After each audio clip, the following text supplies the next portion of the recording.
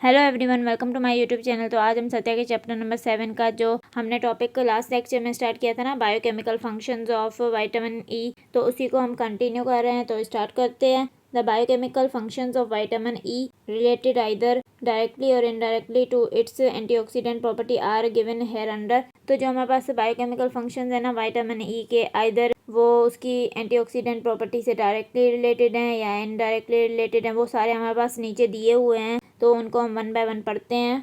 तो number 1 function क्या है हमारे पास, vitamin E is essential for the membrane structure and integrity of the cell, hence it is regarded as a membrane antioxidant. तो vitamin E जो है ना वो हमारे पास जो सेल का मेम्ब्रेन होता है ना, उसके स्ट्रक्चर और इंटीग्रिटी के लिए एसेंशियल होता है, इसलिए हम इसको जो है ना वो मेम्ब्रेन एंटीऑक्सीडेंट भी बोलते हैं। मतलब कि ये मेम्ब्रेन को डैमेज होने से बचाता है, फ्री रेडिकल से, मेम्ब्रेन के स्ट्रक्चर को और इंटीग्रिटी को मेंटेन रखता है। Number 2, it prevents the peroxidation of polyunsaturated fatty acids in various tissues and membranes।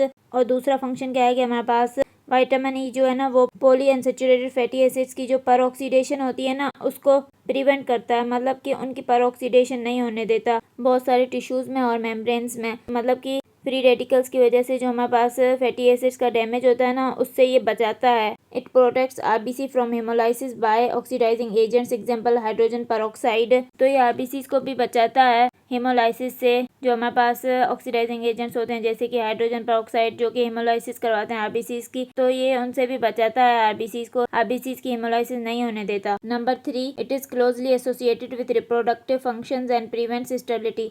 तो विटामिन ई का फंक्शन हमारे पास रिप्रोडक्शन में भी होता है, ये हमारे पास इनफर्टिलिटी से बचाता है, इनफर्टिलिटी नहीं होने देता। Vitamin E preserves and maintains germinal epithelium of gonads for proper reproductive function. Vitamin E क्या करता है कि जो हमारे पास जर्मिनल एपिथेलियम होता है ना गोनेड्स का, उसको प्रिजर्व करता है और मेंटेन रखता है ताकि जो रिप्रोडक्टिव फंक्शन है ना वो प्रॉपर हो। नंबर 4 क्या हमारे पास, it increases the synthesis of heme by enhancing the activity of enzymes delta amino levulinic acid, ALA synthase and ALA dehydratase. तो ये हमारे पास जो हीम की सिंथेसिस होती है ना उसको भी ये इंक्रीज करता है। ये क्या करता है कि जो हीम की सिंथेसिस में एंजाइम्स होते हैं ना, delta amino levulinic acid synthase और अमाइनो लेवलिनिक एसिड डिहाइड्रेटेज, उनकी एक्टिविटी को भी ये बढ़ाता है ताकि हीम की सिंथेसिस इंक्रीज हो। नंबर 5 फंक्शन क्या है, it is required for cellular respiration through electron transport chain believe to stabilize coenzyme Q. तो विटामिन ई हमारे पास जो है ना वो सेल्यूलर रेस्पिरेशन में भी रिक्वायर होता है, इलेक्ट्रॉन ट्रांसपोर्ट चेन में इसकी ज़रूरत होती है। मतलब कि ये बिलीव किया जाता है कि ये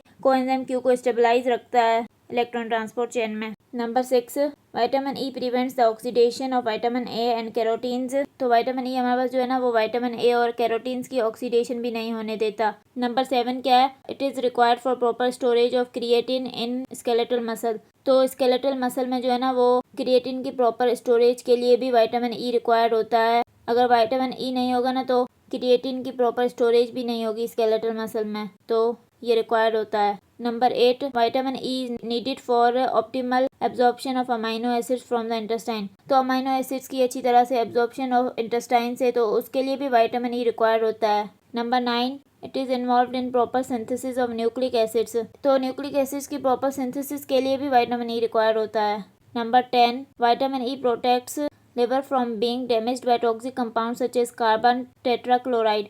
तो हमारे पास कुछ टॉक्सिक कंपाउंड्स होते हैं जैसे कार्बन टेट्राक्लोराइड जो कि लिवर को डैमेज करते हैं। तो विटामिन ई जो है ना वो लिवर को भी इन टॉक्सिक कंपाउंड से बचाता है, मतलब ये लिवर को भी डैमेज नहीं होने देता। Number 11, it works in association with vitamin A, C and beta carotene to delay the onset of cataract. तो विटामिन ई हमारे पास जो है ना विटामिन ए और सी और बीटा कैरोटीन के साथ मिलकर काम करता है ताकि जो ऑनसेट है ना कैटरेक्ट का वो डिले हो सके, मतलब कि कैटरेक्ट जल्दी ना हो। Number 12, vitamin E has been recommended for the prevention of chronic disease such as cancer and heart diseases. Clinical trials in this regard are rather disappointing, hence it is no more recommended. तो vitamin E को जो है ना वो chronic disease जैसे कि cancer और heart diseases उनकी प्रिवेंशन के लिए भी रिकमेंड किया जाता था, लेकिन क्लिनिकल ट्रायल्स के बाद इसका ऐसे सच कोई फ़ायदा नहीं हुआ, मतलब डिसअपॉइंटिंग रिजल्ट्स मिले, तो फिर अब इसको रिकमेंड नहीं किया जाता। However some clinicians continue to use it particularly in subjects susceptible to heart attacks. लेकिन कुछ क्लिनिकल जो है ना वो यूज़ कर रहे हैं विटामिन ई को, पर्टिकुलरली उन लोगों में जो कि ससेप्टेबल होते हैं टू हार्ट अटैक, मतलब कि जिनको हार्ट अटैक हो सकता है, उनको वो जो है ना फिर विटामिन ई देते हैं।